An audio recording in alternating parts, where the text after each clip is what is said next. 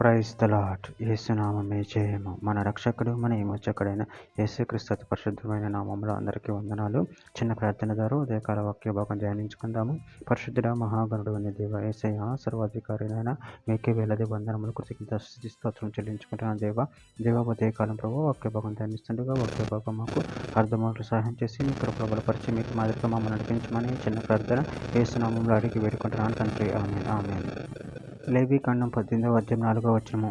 మీరు నా విధులను కైకొనవలెను, నా కట్టలను బట్టి నడుచుకొనుటకు వాటిని ఆచరింపవలెను.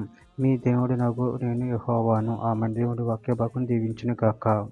ప్రభునందు ప్రియులారా, ఇక్కడ వాక్య భాగంలో గమనించినట్లయితే, మీరు నా విధులను గైకొనవలెను, నా కట్టడలను బట్టి నడుచుకున్నట్టుకు వాటిని ఆచరింపవలెను. మీ దేవుడు నాకు నేను యెహోవాను. అదేవిధంగా వాక్య భాగంలో గమనించినట్లయితే, రోమీయులకు రాసిన పత్రిక 12వ అధ్యాయం 2వ వచనంలో, మీరు ఈ లోక మర్యాదను అనుసరింపక ఉత్తమమును అనుకూలమును సంపూర్ణమునై ఉన్న దేవుని చిత్తం మీద పరీక్షించి తెలుసుకున్నట్లు మీ మనసు మారి నూతన మగుట వలన రూపాంతరం పొందిడి. కొరింథీయులకు రాసిన 2వ పత్రిక 6వ అధ్యాయము 17వ వచనము. కావున మీరు వారి మధ్య నుండి బయలు వెళ్ళి ప్రత్యేకముగా ఉండుడి, అపవిత్రమైన దానిని ముట్టకుడని ప్రభువు చెప్పుచున్నాడు. యాకోబు రాసిన పత్రిక 4వ అధ్యాయం 4వ వచనము. వ్యభిచారులారా, ఈ లోక స్నేహము దేవునితో వైరమని మీరు ఎరుగరా? కాబట్టి ఎవడు ఈ లోకంతో స్నేహం చేయగోరునో వాడు దేవునికి శత్రువగును. యోహాను రాసిన మొదటి పత్రిక 2వ అధ్యాయం 15వ వచనంలో, ఈ లోకంలోనైనను లోకంలో ఉన్న వాటిని ప్రేమింపకుడు. ఎవడైనా లోకమును ప్రేమించిన యెడల తండ్రి ప్రేమ వానిలో ఉండదు. సమూయేలు మొదటి గ్రంథము 15వ అధ్యాయం 22వ వచనం. అందుకు సమూయేలు తాను సెలవిచ్చిన ఆజ్ఞను ఒకడు గైకొనుట వలన యెహోవా సంతోషించినట్లు ఒకడు దహన బలులను అర్పించడం వలన ఆయన సంతోషించిన.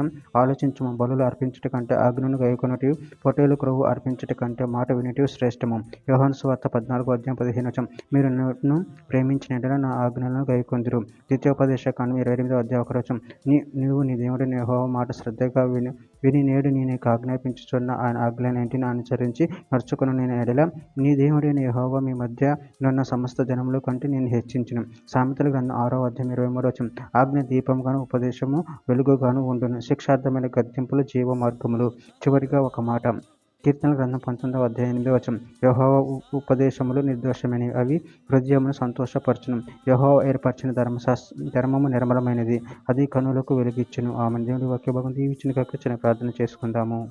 పరిశుద్ధుడా, ప్రేమగల దేవ యేసయ్య, నాయన మీరు ఇచ్చిన వాక్య దానాన్ని బట్టి ప్రభువుని కృతజ్ఞతలు చెల్లించుకుంటున్నాను తండ్రి. నాయన ఈ ఆజ్ఞ గైకొని వాటి ప్రకారం నడుచుకుని శక్తిని బలాన్ని మాకు అనుగ్రహించి మీ ప్రేమ కృప మమ్మల్ని బలపరిచి స్థిరపరిచి మీకు మాదిరిగా మమ్మల్ని నడిపించి మీ చిత్తాన్ని మా జీవితంలో జరిగించమని చిన్న ప్రార్థన యేసుక్రీస్తు పరిశుద్ధమైన నామములో అడిగి వేడుకుంటున్నాను తండ్రి. ఆమేన్ ఆమేన్.